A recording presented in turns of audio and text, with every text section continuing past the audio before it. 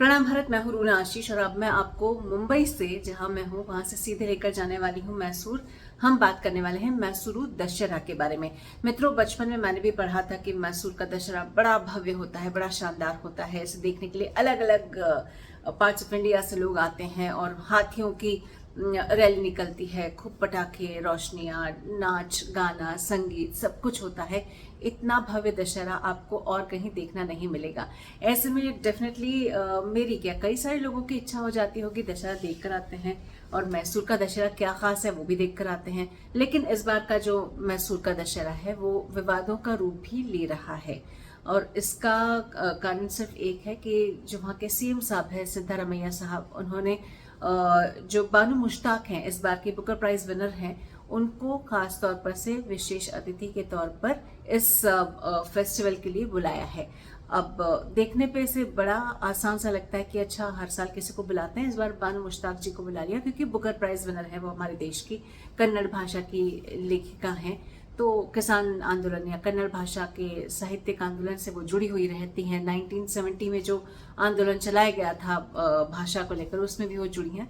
तो हो सकता है इस वजह से बुलाया जा रहा है। लेकिन यहाँ पर बात सिर्फ इतनी नहीं है, यहाँ पर बहुत सारे और भी पॉइंट्स हैं जैसे देखना और समझना बहुत ज़रूरी होता है। एक तो ये कि ये एक चामुंडी हिल्स हैं जहाँ पर जो मंदिर बनाया गया है, वहाँ पर मंदिर में पूजा की जाती है, यानी चामुंडेश्वरी देवी की पूजा की जाती है।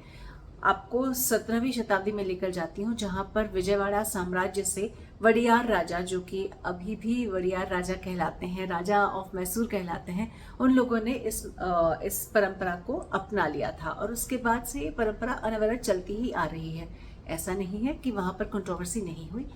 लोगों का ये कहना है कि ये एक धार्मिक अनुष्ठान है, इसमें आप साहित्य में सम्मिलित हो जाइए, इसमें आप अलग अलग सांस्कृतिक चीज़ें हो रही हैं, उसमें आप देखने के लिए आइए। लेकिन चूंकि ये हिंदुओं का त्यौहार है जो शुरू किया जाता है, 10 दिन तक त्यौहार चलता है और फिर जिस दिन दशहरा हो उस दिन इसकी समाप्ति हो जाती है। तो ऐसे में धार्मिक अनुष्ठानों में विजातीय लोगों को न शामिल किया जाए, वही अच्छा होगा। दोनों के अपने अपने तर्क हैं। ये बदलते भारत का स्वरूप है जहां हम अपने उत्सवों में दूसरे भाषा के लोगों को या दूसरे विजातीय लोगों को सम्मिलित कर सकते हैं, ये एक तरीके का कहना है। वहीं पर पॉलिटिकल एंगल से देखा जाए तो वो भी ये कहते हैं कि ये हमारा हिंदुओं का बड़ा त्यौहार है, इसमें हिंदुओं तक रहने दीजिए। यहाँ तक कि वडियार राजा के जो वंशज है वो भी नहीं चाहते हैं कि बानू मुश्ताक जी को वहाँ पर विशेष अतिथि के तौर पर बुलाया जाए मंदिरों में, और जो पूजा हो रही है बानू मुश्ताक जी को उसमें सम्मिलित किया जाए। यहाँ पर दो पक्ष सुनने के बाद जो मेरे दिमाग में एक चीज़ आती है या कुछ एक पॉइंट्स आते हैं, वो इस तरीके से आते हैं कि ये पहली बार तो नहीं है कि आप विजातीय व्यक्ति को सम्मिलित कर रहे हैं।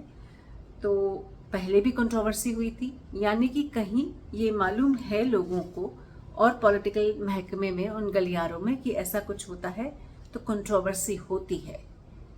तो फिर नई कंट्रोवर्सी क्यों लाई जा रही है, ये मैं जानना चाहती हूँ एज अ पत्रकार।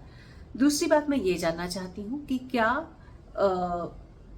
कोई फेस्टिवल इसलिए मनाया जाए कि उससे हम दुनिया को दिखाना चाहते हैं कि हम कितने बड़े ख्याल के हैं या हम अच्छे ख्याल के नहीं हैं, या फिर जो फेस्टिवल मना रहे हैं लोग उनको कहीं कोई रंज, दुख, परेशानी, सामना इसका ना करना पड़े, इसके लिए मनाते हैं। फेस्टिवल खुशियों के लिए मनाया जाता है, विवादों के लिए नहीं। और तीसरा, क्या वहाँ पर कुछ और भी जाति के जो लोग रहते हैं, क्या उनके भी अलग अलग फेस्टिवल इतने बड़े लेवल पर मनाए जाते हैं? और अगर मनाए जाते हैं तो क्या वो भी इसी तरीके से विजातीय लोगों को सम्मिलित करते हैं? क्या विशेष अतिथि के तौर पर बुलाया जाता है उन्हें? यदि हाँ है तो ठीक है, लेकिन अगर कभी आपका जवाब ना है और ये सिर्फ किसी वर्ग विशेष के लोगों को चुप करा देने की ही बात हो जाती है, तो कहीं सोचने की जरूरत आ गई है, मुझे ऐसा लगता है।